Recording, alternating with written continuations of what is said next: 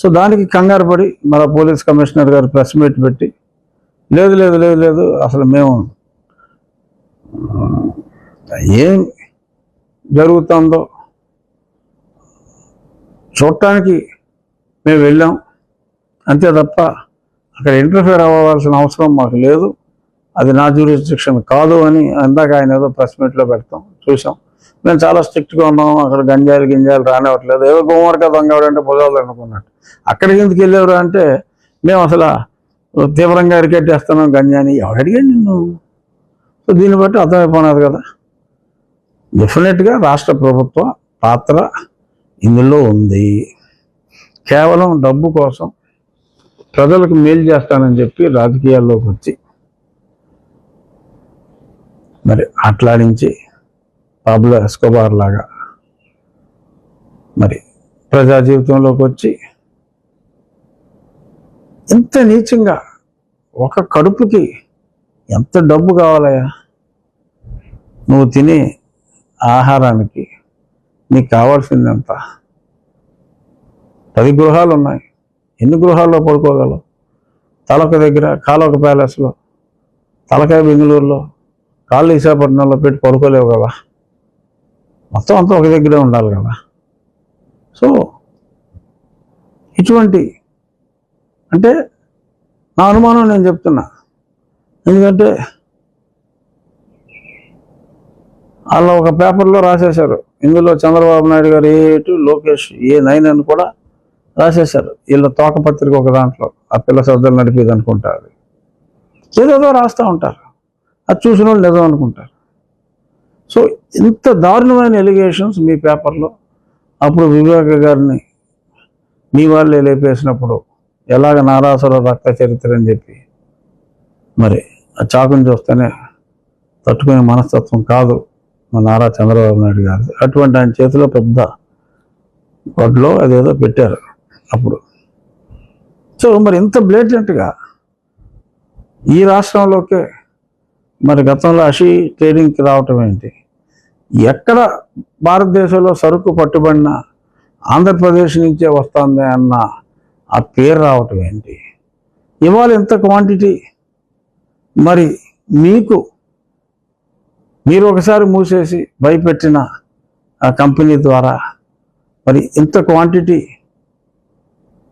వ్యాపారం చేసేవాడు ఎవడో, అందులోనూ that is the most successful company aqua ఇండస్ట్రీలో, one of the most successful professional company.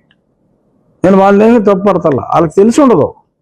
కానీ మీరు ఏదో మెరైన్ అని ఏదో పెట్టారు, అందులో ఒక హెడ్ వేశారు ఎవడో సమ్రెడ్డి. మీరు కేవలం మీకున్న బ్రెజిల్ కనెక్షన్స్తో ఇంత మెటీరియల్ తీసుకొచ్చి మరి అడ్డంగా బుక్ అయిపోయిన తర్వాత మీ అధికారులు వెళ్ళి కూడా వర్షం వస్తుంది, ఇది జాగ్రత్తగా ప్రొటెక్ట్ చేయాలని ఎన్ని డ్రామాలు ఆడినా కూడా మరి అవి ఫలించక దొరికేస్తే మరి ఈ రకంగా తిరిగి నిందలేయటం. ఇందాక సాక్షి చూసా, చాలా దారుణంగా మారుతున్నారు. వీళ్ళకి బంధువులు అంటారు, వాళ్ళకి బంధువులు అంటారు. తెచ్చింది ఎవడైనా సరే తేగల్లా. 10 గ్రాములు ఉంటేనే ఉరిశిక్ష వేస్తారు.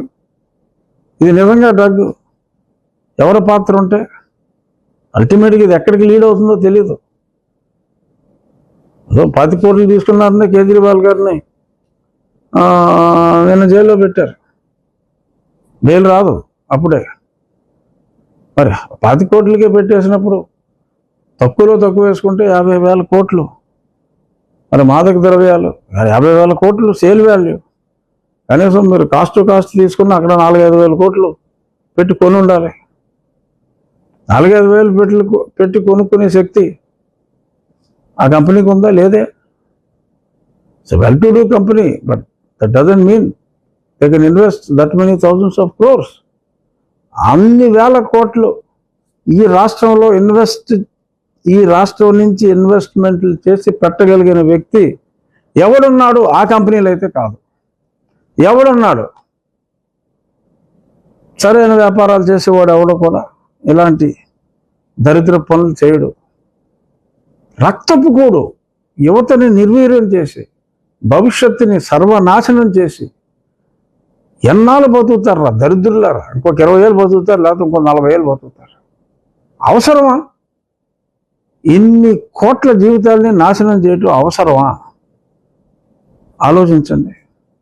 ఇటువంటి వాళ్ళని మన ఎన్నికల్లో గెలిపించి, ఒక కులం చూసో ఒక మతం చూసో గెలిపించి వారిని మళ్ళీ ఇటువంటి వ్యాపారం చేసుకోవడానికి వీలుగా చేయనివ్వటం న్యాయమా?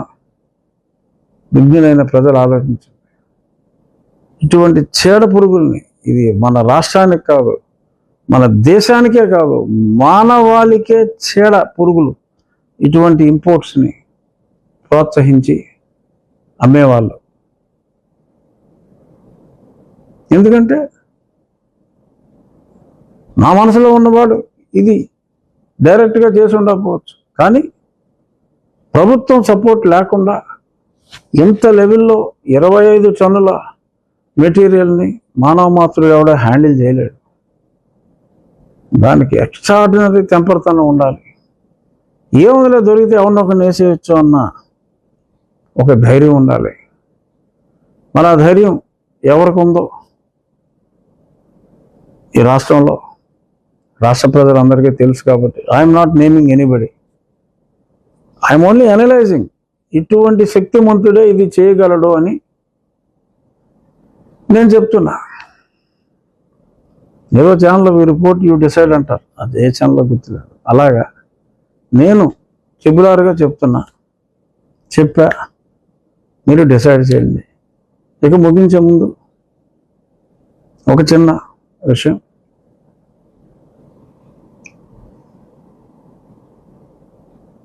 ఈ వాలంటీర్లు కానీ లేదు ఈ పోలీసు వాళ్ళు, ప్రభుత్వం ఇంకా ఈ వేళ ప్రస్తుత రూలింగ్ పార్టీ నాయకుల చంకలు నాకుతున్నారా, బూట్లు నాకుతారా అన్నది పక్కన పెడతారు. చాలా దరిద్రంగా బిహేవ్ చేస్తున్నారు ఇంకా అధికారులు. వాళ్ళకి త్వరలో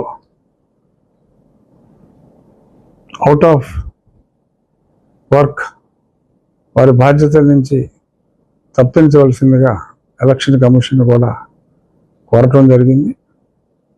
డెఫినెట్గా రానున్న రోజుల్లో ఒక జర్క్ అయితే తగులుతుంది. అలాగే వాలంటీర్లు కూడా విచ్చలవిడిగా ఓపెన్గా నిస్సిగ్గుగా తిరిగేస్తున్నారు. రోజుకి 60 మందిని మనం తెస్తే, 100 మందిని తెస్తే ఈ 50 రోజుల్లో ఎంతమంది చేస్తాం? 5,000 మంది అవుతారు, లేదా 10,000 మంది అవుతారు. 2,50,000 ఉన్నారు. సో ఈ వ్యవస్థను కూడా చాలా దరిద్రంగా వాడుకుంటున్నారు జగన్మోహన్ రెడ్డి అండ్ గ్యాంగే, that is the right word, and gang. ఆ సాక్షి పేపర్ చూస్తే కోడ్ని ఉల్లంఘిస్తున్న తెలుగుదేశం అంట. వాళ్ళు ఇళ్లలో బయటకు వచ్చి మాట్లాడటానికి ఇబ్బంది పడుతూ ఉంటాయి. ఏదో పల్నాల్లో అక్కడ మీరేమో సాగుదొప్పుతూ ఉంటాయి, చంపేస్తూ ఉంటాయి. కోడ్ ఉల్లంఘన వాళ్ళు చేశారా? వాలంటీర్లు రాకూడదురా బాబు అంటే వాలంటీర్లు బరి తెగించి రోడ్ల మీద తిప్పుకుంటూ, మరి నేను చూసా అది ఎంతవరకు కరెక్టో. మీకు వాలంటీర్ ఈ కార్యక్రమాల్లో కనపడితే, రాజకీయ కార్యక్రమాల్లో ఫోటో తీసి పెట్టండి అన్నారు.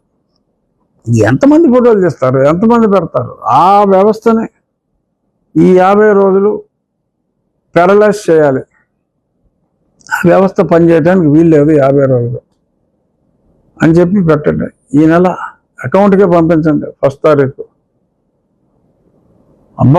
అబ్బా జగనన్న పంపిండే 3,000 అని చెప్పి వెళ్ళి గొంతు చేయించుకుని చెప్పక్కల్లా అకౌంట్లో వేస్తే తీసుకుంటారు.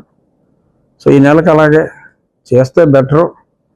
వీళ్ళని పక్కన పడేసి ఈ వాలంటీర్లని, ఎందుకంటే బరి తెగించారు వీళ్ళు వైసీపీ వాళ్ళు. సో కాబట్టి అది చేయాలి. నా వంతు ప్రయత్నం పార్టీలుగా Telugu Desam party, Bharatiya Janata party and Janasena వాళ్ళ ప్రయత్నాలు వాళ్ళు చేస్తున్నారు. ఇక రాష్ట్ర ప్రజలందరికీ మాకు ఎన్నో వందల ఫోన్లు వస్తున్నాయి, సార్ ఏంటి సార్ మన పరిస్థితి అని. మరి ఇప్పుడు ఇవాళ పొద్దున్న తెలుగుదేశం లిస్ట్ రిలీజ్ అయిన తర్వాత అర్థమైంది, నరసాపురం ఖచ్చితంగా భారతీయ జనతా పార్టీ కోటాలోనే ఉంది అని అర్థమైంది. అటు జనసేన కోటాలో కానీ తెలుగుదేశం కోటాలో కానీ లేదు అని. సో ఖచ్చితంగా మరి రానున్న 24-48 గంటల్లో ఎవరెన్ని టక్కు టమార గజకర్ణ గోకర్ణ విద్యలు ప్రదర్శిస్తున్నారు. ఇక్కడ ఎవరో ఒక ప్రముఖ నటుడు మద్దతు ఉందని అసహించుకున్నాడు ఆ ప్రముఖ నటుడు ఈ చెత్తరాదాలను చూసి. కానీ ఏదో ఉందని చెప్పుకుంటూ నన్ను, ఈ ప్రభుత్వాన్ని ఇంతగా ఇబ్బంది పెట్టిన నన్ను ఏదో రకంగా ఇబ్బంది పెట్టే ప్రయత్నం కొందరు చోటా నాయకులు జగన్మోహన్ రెడ్డి నాయకత్వంలో పనిచేసే ఇంకా కొన్ని చీడపురుగులు ఎక్కడైనా ఉంటాయి కదా, అలాంటి ఒకటి అలా చీడపురుగులు ప్రయత్నం చేసిన మాట వాస్తవం. కానీ ఎవరు ఇబ్బంది పడద్దు. ఖచ్చితంగా ఇప్పుడు నేను ఇన్నాళ్ళు ఏ పార్టీయో చెప్పలేకపోయాను, ఎందుకంటే ఆ సీట్ ఎవరిదో అని. ఇవాళ క్లారిఫై అయిపోయింది కనుక డెఫినెట్గా భారతీయ జనతా పార్టీ జగన్మోహన్ రెడ్డిని 4 సంవత్సరాలుగా ఎదుర్కొని ప్రాణాలని పణంగా పెట్టి చంపే ప్రయత్నం చేసినా కూడా నియంతనే నువ్వెంతరా అని ప్రతిఘటించిన నన్ను కాదు అని అనరనే ఏమక్కలా రేపు ఇట్ విల్ బి అనౌన్స్డ్ అనే నా భావన. చూద్దాం, వచ్చేస్తా.